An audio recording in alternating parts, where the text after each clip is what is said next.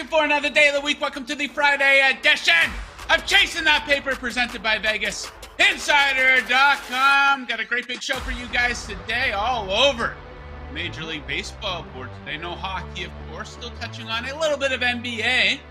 Bit of a tricky board in the NBA. Going to be talking some NFL over-under win totals. They were released, and some live Masters action. So coming off a 3-1 day yesterday, so getting back on track here after that disaster on Tuesday. So 3 of the 4 shows this week have been winners. We're going to look to bring that winning energy into today and finish the week off strong. Let's bring in my co-host for the day, senior editor over at BetSided, sitting there in New York City. There he is, Ian, wearing a lovely shirt, his tribute to Andy Reid, perhaps here. Now, Ian, before we get into the picks, some big news out of the world of sports. We'll get your take. The Seattle Kraken have clinched a playoff berth for the first time in franchise history. Your thoughts? Yeah, the long... oh, God, my throat's going to bother me today. The long history of the franchise of the Seattle Kraken finally making the playoffs. It's been a very long time.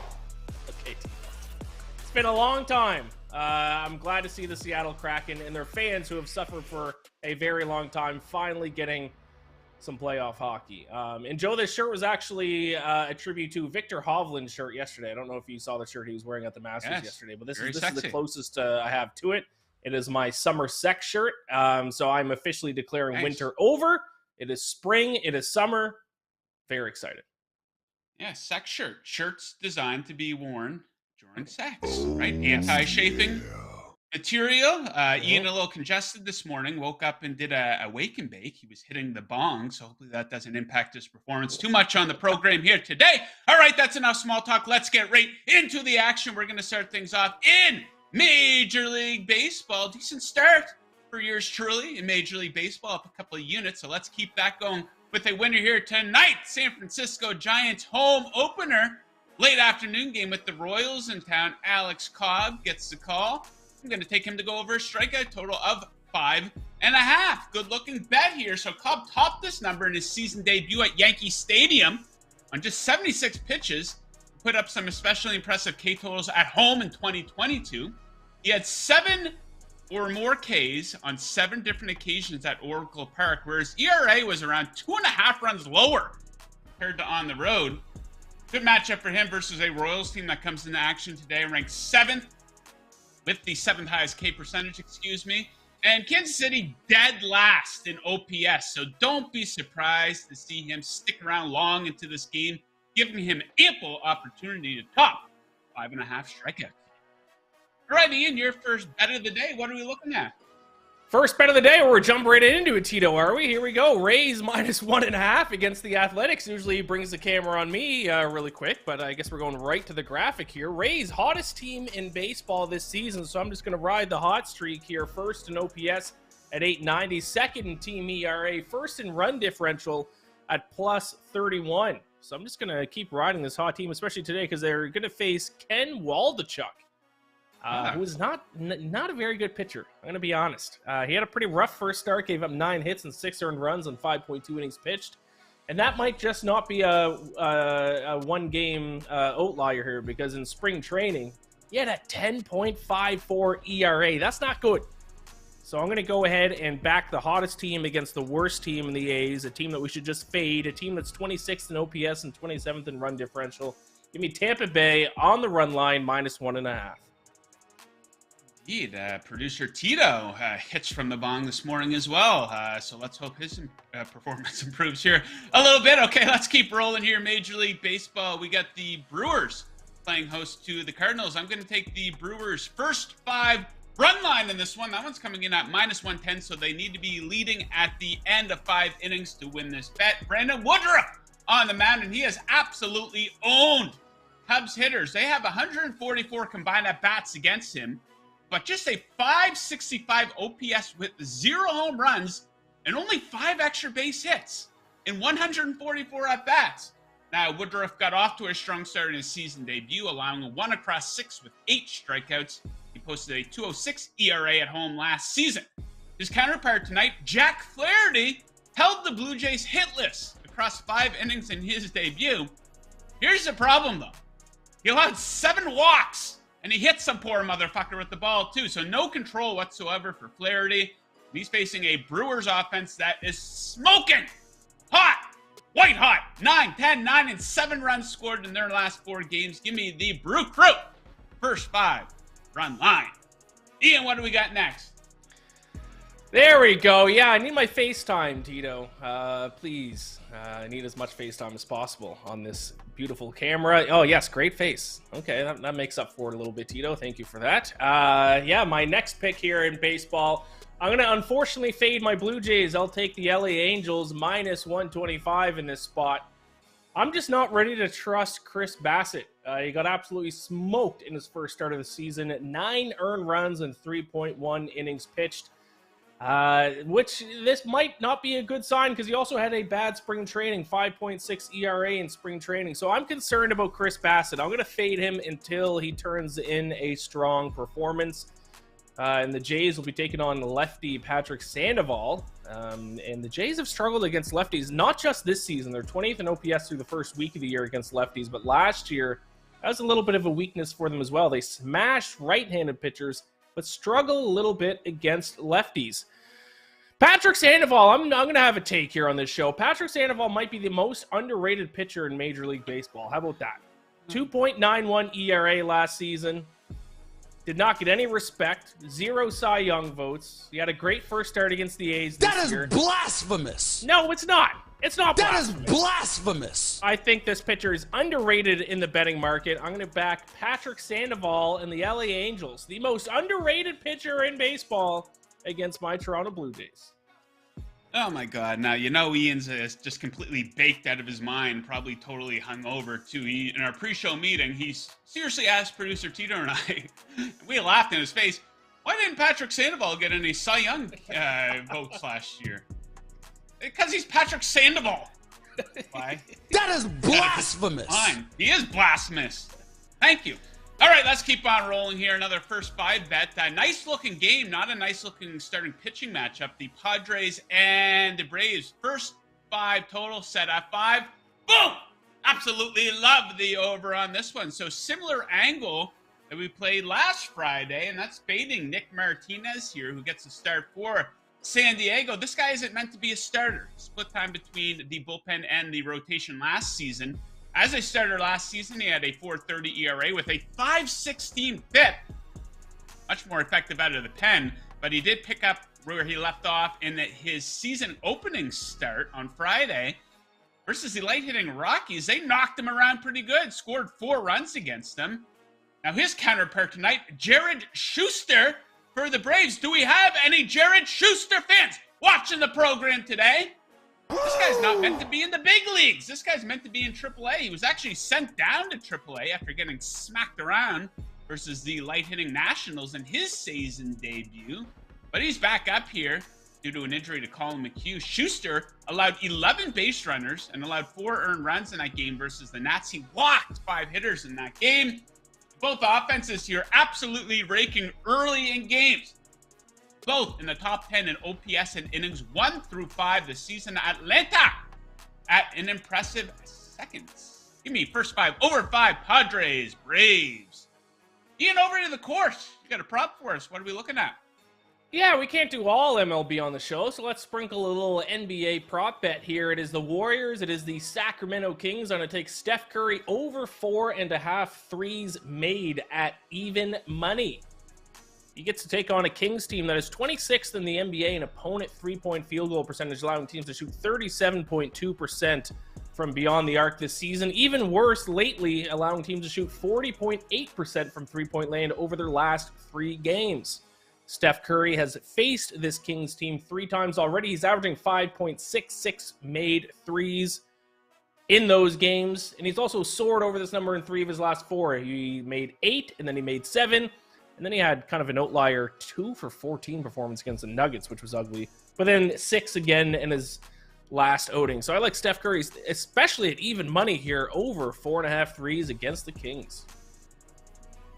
Yeah, baby. Okay.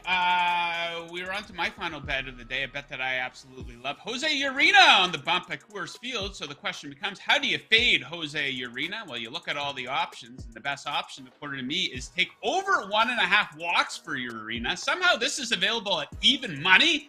This is a beautiful bet. It must be a mistake. We have a potential fireable offense here for whoever set this line. Someone is clearly asleep on the job, so we'll look to take advantage here. Urena, my pick for the worst starting pitcher in baseball who gets regular work, has topped 1.5 walks in 15 of his last 18 starts, including having 4 in his season debut. Now you might think, Joe, it's the Nationals. They stink. Well, you're right about that, but the Nats will make him work. Decent plate discipline for them, right around the middle of the league in walk percentage, the 8th lowest strikeout percentage. Basically, against Urena, they just got to stand there against this guy, and they'll get a couple of free passes. Urena, over 1.5 walks. What is going on with that? Shocked to see that. I thought that would be like set at 2.5 and minus money, minus 120 on the over, but looks like a beautiful spot right there. So yeah, if you're on YouTube right now watching, do us a favor. You know what I'm going to say. Bam. Hit that like button. Bam. Hit that subscribe button. Hit up the live chat. Hit up the comment section. Let us know what bets you like for today or for this weekend. Some people are probably tuning in. I usually have a lot of NBA on the show. Not today. It's a bit of a tricky day across the league. We look at some of these spreads. The Lakers are favored by 9.5 versus the Suns. I think that's a pretty clear indication that both Booker and Durant are going to sit. Looks like the Kings, they're plus 9.5 at home versus the Warriors. You got to assume they're going to sit some of their starters. One game I am interested in, though. Looks like the Bucks. Yeah, the Bucks are plus 8 at home as well. You got to assume Giannis won't be playing in that one. One game I'm looking at, though, the Dallas Mavericks are minus 11 at home versus the Bulls. Now, Levine and DeRozan likely to rest. When that announcement becomes official, that line could go up to minus 14. And as a result of that, I will probably look to pound the Bulls at plus 14. We'll see what the number ends up at. But yeah, you might want to wait on some of this stuff with the NBA. A bit tricky. So yeah, probably won't be a whole lot of NBA action for me until we get to the play-in round. But if you're looking to bet some NBA, choice quite simply is yours, or some Major League Baseball, I recommend placing that action over at BetMGM. Let me tell you a little bit about them. Sign up with BetMGM using the promo code VI bonus and get a first bet offer up to $1,000 paid back in bonus bets if you don't win. That's VI bonus. All one word, no spaces. For a first bet offer of $1,000 paid back in bonus bets. If you don't win, just use that code VI bonus. Visit betmgm.com for terms and conditions. You must be 21 years or older to wager. Offer is for new customers only. BetMGM, the king of sportsbooks. All right. So yeah, I know a lot of people this time of year, you're probably not looking to put money down on NFL futures by any means. Some of you might be looking to. Maybe there's some numbers you can take advantage of. But hey, it's still fun to talk about. And sports books earlier this week released over/under win totals for each and every team. Now, these are going to change, obviously. We're going to see what happens with the draft, the rest of free agency. There's always a big injury or two in training camps and preseason, unfortunately. But let's take a look at the board here. Over/under win totals. There's 3 teams coming in with the highest number. No big shock for the top 2 there. The Kansas City Chiefs and the Bengals, 11.5. I can't argue with the over on the Chiefs. Probably pretty debatable there with the Bengals as well. The 49ers, that's tricky. It's a murky starting quarterback situation. Trey Lance is actually favored just a little bit over Purdy to get the job, but they're sitting there at 11.5 as well. Right behind them, you got the Bills and the Eagles. Now, some people might see, I was initially surprised to see the Jaguars there at 10.5. Thinking, well, you're overrating them quite a bit. You really got to consider that division that they're in, though. That division absolutely stinks. So probably not a bet I'd be interested in making, the Jags over 10.5. But I understand the case for it, most definitely. You go down, we got my Miami Dolphins there, 9.5. I like that number. You guys, I've been talking about this. The Jets 9.5. That's based on the assumption that they're going to get Aaron Rodgers, which is probably going to happen. But did you not watch Aaron Rodgers play last season? He got to beat up on a cupcake bullshit division for a decade and a half there, the NFC North. He's got a much tougher division. And he wasn't very good last year. And he's going to be 40 years old soon. You're out of your mind. Now, the Lions, a bit of a darling, a team that people like, a bit of a sexy team. Maybe a little bit overvalued there. 9.5. Who knows, though, that division, the NFC North, opening up a little bit. Now, a lot of people, they see the Cleveland Browns there, 9.5. You kind of assume you'll get some improvement from Deshaun Watson. I don't know, though. He sucked the whole way through. A lot of people want to make excuses for Watson. Oh, he was away from the team, blah, blah, blah, blah, blah. How about Brock Purdy coming into the league out of nowhere, and he lit it up? He did pretty good. He didn't have a whole lot of prep time. So I don't think those excuses are warranted for Watson. The Ravens, they got to figure something out here. They weren't very impressive in free agency. We obviously don't know what's happening at quarterback. The Broncos, I mean, they have to improve. They only had 5 wins last season, probably the biggest underachiever in the league. You guys know I think Sean Payton is overrated as a head coach. He has been pretty good in the regular season, though. I wouldn't be interested in backing the Broncos in a playoff situation. Still a tough division for them. And then, yeah, you got the Steelers there. They'll probably have another winning season. The Seahawks, maybe. The Packers, it's funny to see them down at 7.5. They're usually near the top of the board on this. We keep going. I think the Cardinals are going to be the worst team in football this upcoming season. And I kind of like the Texans to go over that number 5.5, cupcake division. I could see them being better than Tennessee next year. A bit of an inspiring head coaching hire, especially compared to previous years. We'll see what they do with the number 1 overall pick. Going to have a fresh young quarterback come into the league here. So, Ian, taking a look at this board, anything stand out to you in terms of maybe a bet that you're interested in making, or simply who's overrated, who's underrated here? Yeah, I think there's a lot of value to be had in the NFC here because you only have. I was waiting for that. You only have 5. You only have 5. Okay, we only have 5 teams in the NFC that have a win total of 9.5 or higher. So unless every team is going to finish at 9 and 8, like there's going to be some value there just based on schedule alone. There's going to be a lot of teams that are going to reach 9 or I should say 10 or more wins.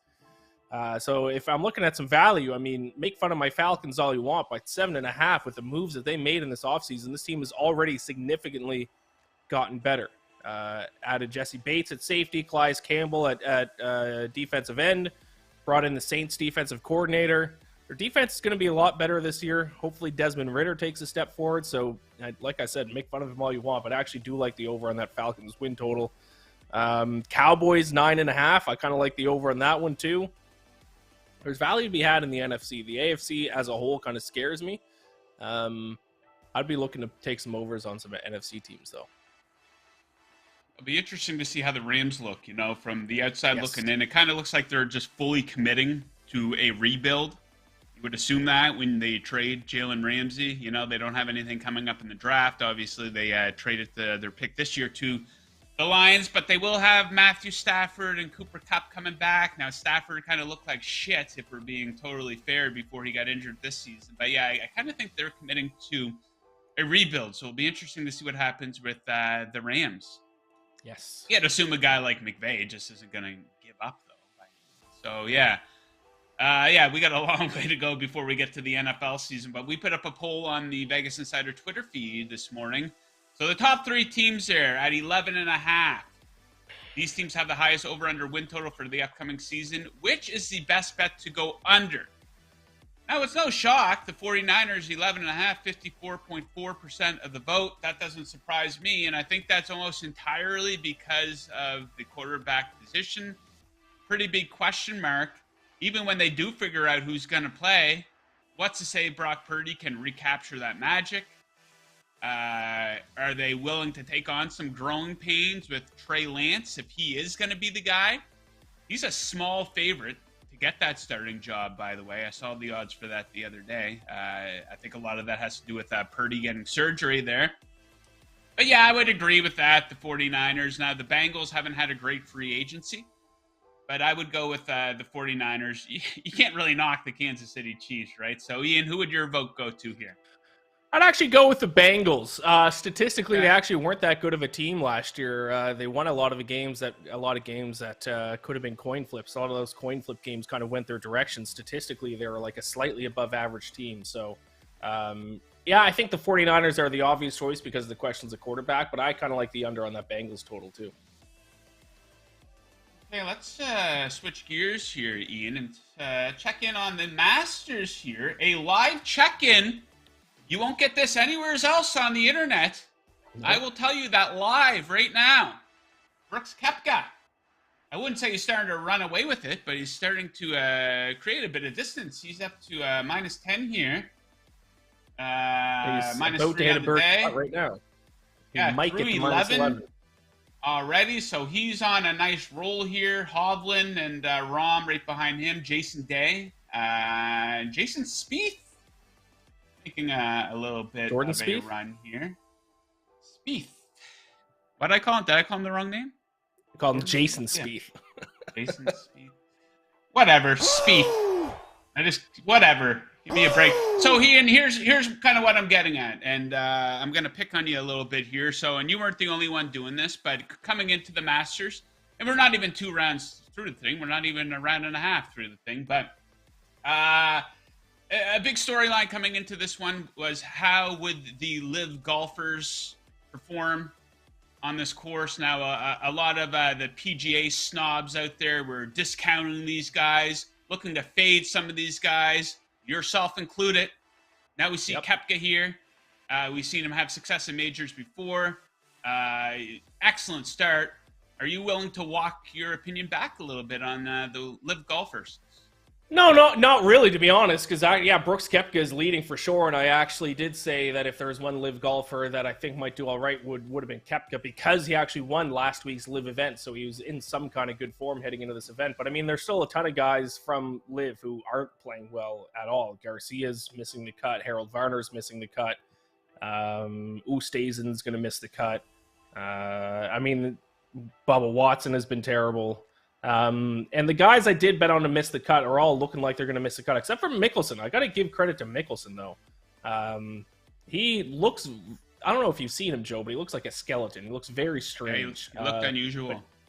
Here he is. I mean, he's 1 under heading into the back round of the second round. So he's not going to contend, but he's going to make the cut. So, yeah, I was generally wrong, but I don't think like all the live golfers have come on and just tearing up this course, but Koepka certainly is. Koepka is the storyline of the tournament so far. You didn't go in on it like a lot. I heard some people analyzing it, talking as if these guys forgot how to play golf all of a sudden. Right. Like, give me a break, right? Check in on show favorite Tony Finau.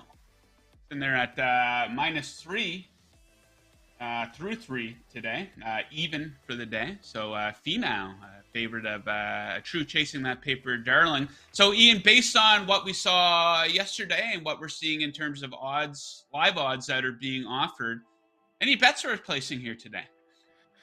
Yeah, it's a little bit tough because we're supposed to get some bad weather here soon. So the golfers who actually teed off late yesterday and early today, like Brooks Koepka, actually have a pretty big advantage heading into the weekend. But things might even out because it's going to get windy all weekend too. A golfer that I looked at to sprinkle on heading into the second round is actually Patrick Cantlay. Hasn't teed off yet today, so the weather kind of hurts this a little bit. But yesterday he was one of the best golfers in strokes gained tee to green, but he lost over 2 strokes putting yesterday. Now, that's not characteristic for Patrick Cantlay. He's usually a very good putter. He's, I think, inside the top 40 in putting on tour. So if his putting, it could have just been a 1-round anomaly. That happens. If his putter straightens out and he keeps playing as well with his driver and with his approach shots, he's going to go on a little bit of a run here over the last few rounds. So if you're looking at a long shot bet to place, still at 1 under, he's still, within it as long as he plays decent today. Patrick Cantlay, I think, might be worth a sprinkle if you're looking for a bit of a long shot. If he figures out that putter, he's going to go on a run. There we go.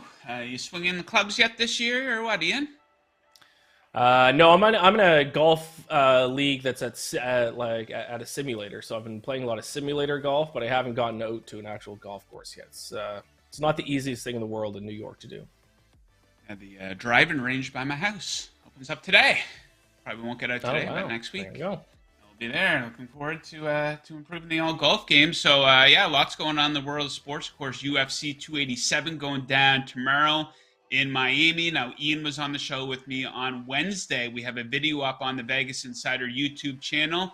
Our 6 total best bets for the event. A lot of good plus money betting opportunities there on the main card. So if you're interested in picks for UFC 287, find them right here on the Vegas Insider YouTube channel. Okay, it is now time for today's Handicapper Heat Check presented by VegasInsider.com. Your home for the best expert picks in the business since 1997. Today's featured expert is AAA Sports, who's on fire with back-to-back 3-0 nights. Will Rogers had a 7-1 MLB record this season. And Chip Chambers went 3-0 last night, extending his run to 10-2 in his last 12 NBA picks. Visit VegasInsider.com/picks for today's MLB and NBA action. That's your Handicapper Heat Check. Stay hot, betters! Now, Ian, we're winding right up here, but fill us in. What do you got going on? Easter weekend in New York City. You're going to be in and out of church all weekend, I take it. Yeah, yeah. Sunday mass. No, I don't really have anything going on. I don't think I'm doing anything this weekend. Watching golf, drinking. Golf, couple drinks maybe. We'll see. Go for a couple runs. Other than that, not much. I don't really have any content to promote either. The only episode of Bacon Bets this week was about the Masters, so that's kind of irrelevant now that we're into the second round. So, and I'm not writing on FanSided today. I'm off today, so I have nothing to promote. Go watch the UFC show on Vegas Insider. There you go, and follow Ian. Yes. Twitter. Yes. Now, Ian, did you grow up going to church every weekend, or? Of course. Absolutely. Yeah, I did as well. Yeah, I don't know. It doesn't seem as as much of a thing anymore. But I remember Easter weekend, you're excited because it's like, oh, this is great. We get all these days off school. And it's like, well, you got to go to church on Good Friday. And then you also have to do like the big Easter thing. So. And it's a long one too. Good Friday Mass is, if I remember correctly, is it's a long one. I think that one's like a 2 or 3 hour long mass, if I remember. Yeah, indeed, it is a haul. To each their own, though. And for those who are attending church ceremonies this weekend, enjoy and enjoy your Easter. If you have little kids and you're doing the Easter egg hunt and stuff with the Easter bunny. Have an absolute blast with that. So yeah, we're not going to stick around for any longer. You're 25 minutes in and out. Covered a lot of stuff today. Ian will be right back with us on Monday. We'll have our best bets across the no NBA that day. So baseball and hockey.